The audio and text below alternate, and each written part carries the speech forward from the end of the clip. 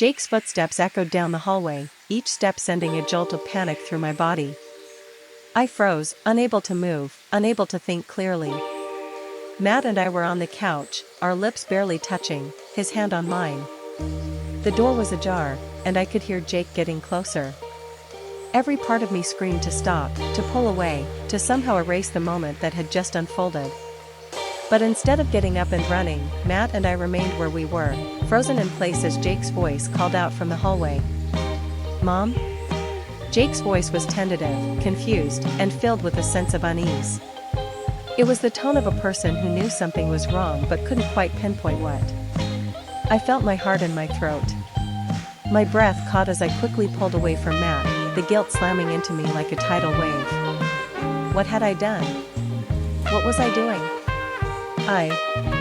I'm in here, Jake, I stammered, trying to sound normal, trying to hide the panic that had completely consumed me. Matt sat back on the couch, his face unreadable. He looked at me, his expression calm, but there was an intensity in his eyes that matched my own fear. We both knew that everything was about to change. Jake appeared in the doorway, his gaze immediately flicking between us.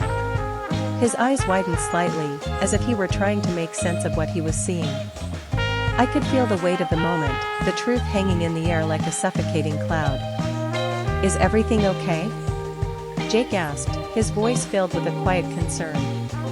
But I could tell there was something in his eyes, a suspicion that he didn't want to voice. His gaze lingered on Matt, then on me, and I could see the wheels turning in his mind. "Yeah," I replied, too quickly. "Everything's fine. Just sitting and talking." Jake didn't seem convinced. He stepped forward, glancing back at Matt for a moment before meeting my eyes again.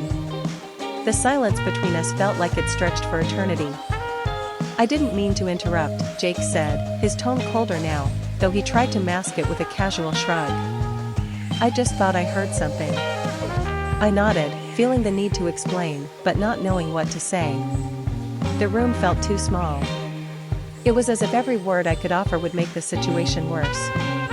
"No worries," Matt finally spoke up, his voice smooth and calm, but I could tell there was an undercurrent of tension in his words. "Just some friendly conversation. You know how it is." Jake nodded slowly, his gaze flickering between us before he turned and left, retreating down the hallway. I let out a breath I didn't realize I had been holding, but my heart was still pounding in my chest. The room was quiet again, but the silence was deafening. Matt looked at me, his face serious now. "Do you think he knows?" he asked, his voice low. I shook my head, trying to convince myself as much as him. No, I don't think so. But he's suspicious." The fear that had been building in my chest started to feel suffocating. What if Jake had seen through the facade? What if he realized what was happening between Matt and me? The last thing I wanted was to destroy my family, especially Jake's trust in me. I couldn't bear the thought of him knowing the truth. The next few days were nothing short of a nightmare. I tried to pretend like everything was normal, but the tension between Matt and me was palpable. Each time we were in the same room, it felt like the walls were closing in around me. I avoided looking him in the eyes for fear of giving myself away. We had crossed the line, and now we both had to live with the consequences. Mark had returned from his business trip, and as much as I tried to act like everything was fine, I knew it wasn't. The distance between us had grown even more, and I could feel Mark's concern growing. He tried to talk to me, but I brushed him off. I couldn't look him in the eye, not with the secret hanging over my head. I was terrified of being caught, of having my life torn apart. Then, one afternoon, it happened. I was sitting in the living room when Jake walked in, his expression unreadable.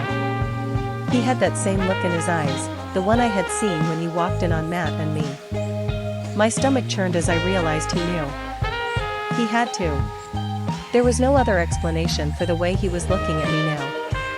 "Mom," Jake said, his voice low and steady, but with a hint of anger I hadn't heard before. "We need to talk." I froze. My mind raced, and my heart began to pound in my chest. What was he going to say? Did he know everything? How much had he figured out?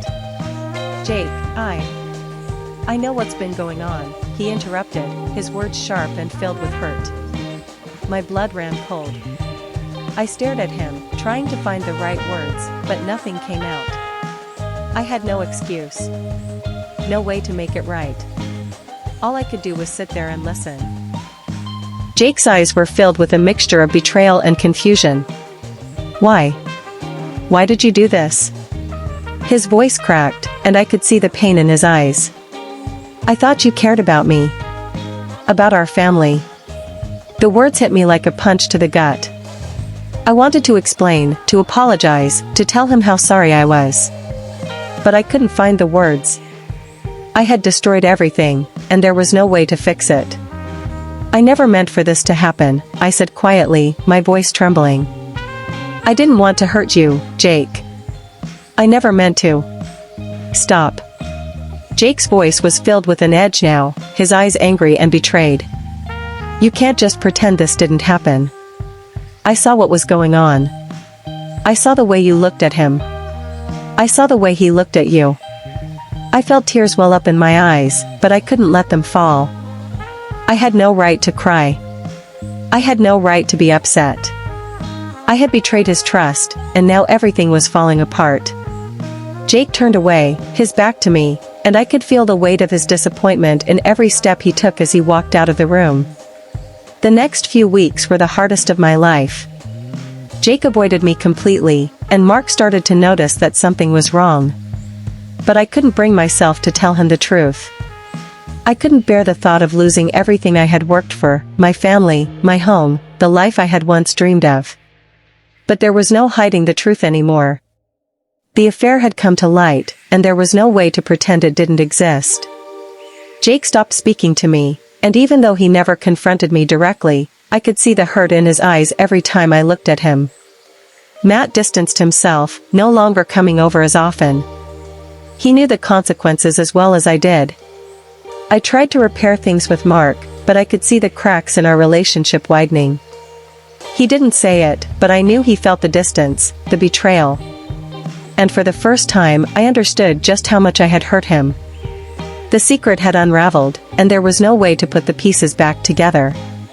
The days after Jake's confrontation were agonizing. I tried to apologize, tried to explain that nothing about this affair was planned, but the damage had been done. My words felt hollow, there was no way to undo the hurt I had caused. Every attempt to bridge the distance between Jake and me only pushed him further away. Mark, too, had started pulling away. We barely spoke anymore. The silence in our house grew unbearable. When he did speak, it was curt, impersonal, like I was a stranger. I could see the anger in his eyes, but there was also a profound sadness. He was broken. And I had broken him. I couldn't help but wonder if, in some twisted way, I had pushed him away in search of something that had always been just out of reach.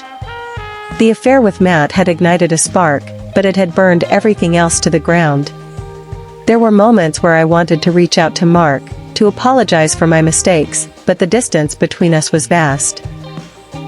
Too vast to cross now. One night, after a long day of trying to piece together the remnants of my shattered life, Mark finally sat down with me. His face was hard, but there was something behind his eyes, something that made me tremble with fear. We need to talk, he said, his voice low and steady. I nodded, unable to find the right words. This was it. This was the conversation I had been dreading. I know what you did, Mark continued. His voice remained calm, but his words were like daggers to my heart. I don't know how long this has been going on, and I don't even know if I can forgive you. I thought I knew you, Sarah. But I was wrong. His words stung. The pain of his betrayal felt like a physical wound in my chest. I had lost him, and I knew it. There was no coming back from this. I never meant to hurt you, I whispered, my voice breaking. I never wanted this to happen. Mark's eyes softened, but only for a moment. Then, the hardness returned. I don't know if I can live with this. I don't know if I can stay with someone who would betray me like this. I trusted you. The words hung in the air, a verdict I already knew was coming. Mark stood up, his chair scraping loudly against the floor. "I'm leaving, Sarah," he said, his voice filled with finality. "I don't know where I'll go yet, but I can't stay here. I need space. I need time to figure out if I even want to salvage what we had." And just like that, he was gone. The house felt cold and empty after Mark left. I wandered through it like a ghost, unsure of where to go or what to do. It was as if my whole world had come crashing down around me. I had wanted passion, excitement, a feeling of being alive again, but now, it felt like I had traded everything for a fleeting moment of desire. I spent days and a days, trying to make sense of the chaos I had caused. I hadn't just hurt Mark, I had hurt Jake too. He still wouldn't speak to me, and whenever I tried to approach him, he shut me out. It was clear that the damage had run deep. The trust between us had been shattered beyond repair. But as much as I wanted to blame the affair, to say that it was all Matt's fault, I knew better. I was the one who had allowed myself to cross that line. I had ignored the warnings, the red flags, and now, I was left alone with the consequences. I knew what I had to do next. I couldn't keep running from my mistakes. I had to face the truth, no matter how much it hurt. A week later, I stood in front of the mirror, looking at the woman who had caused so much pain. I barely recognized her. She was lost, caught in a whirlwind of emotions, guilt, and shame. I had once been someone who believed in family, in loyalty, but now, all of that felt like a distant memory. I took a deep breath, steeling myself for what I knew had to come next. I needed to fix what I had broken, even if I didn't know how. I couldn't just sit here and let my family fall apart. But what was left? How could I rebuild something that had been shattered? I walked down the hallway to Jake's room, my heart pounding in my chest. I had no idea how to fix things, but I had to try. I knocked lightly on his door, and after a moment, I heard him call out from the other side. "What do you want?" His voice was flat, emotionless. "Jake, I need to talk to you," I said, my voice shaking. There was a long pause before he spoke again. "I don't think there's anything left to talk about, Mom." "I know I've hurt you," I said, my voice breaking. "I know I betrayed your trust, and I can't fix that. But I'm sorry. I'm so sorry, Jake. I never wanted to hurt you. I don't know how to make it right, but I'll do anything I can to try." The door opened slightly, and I saw Jake's face. His eyes were filled with hurt, but also something else. I wasn't sure if it was hope, but it was something that made me think there was still a chance. He stood there for a moment, silent, before he spoke again. "You've hurt me, Mom. And I don't know if I can ever forgive you for this. But I don't want to lose you either." My heart swelled with emotion as I stepped forward, reaching for him. For the first time in what felt like forever, we embraced.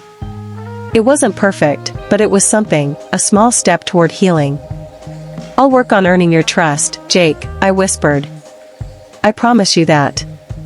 Over the next few weeks, I did everything I could to fix the mess I had made. Mark didn't come back, and I had to accept that.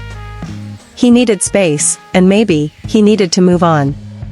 Jake and I started rebuilding our relationship, one painful conversation at a time. It wasn't easy, and there were still moments of tension, but it felt like we were taking baby steps toward healing. As for Matt, I hadn't seen him since that night. I knew it was over. I had crossed a line I couldn't uncross, and he was part of the reason I had ruined everything. It wasn't his fault, but I couldn't allow myself to continue down that path. One afternoon, as I sat in the empty house, I made a decision. I would never be the woman I was before. No, I couldn't go back.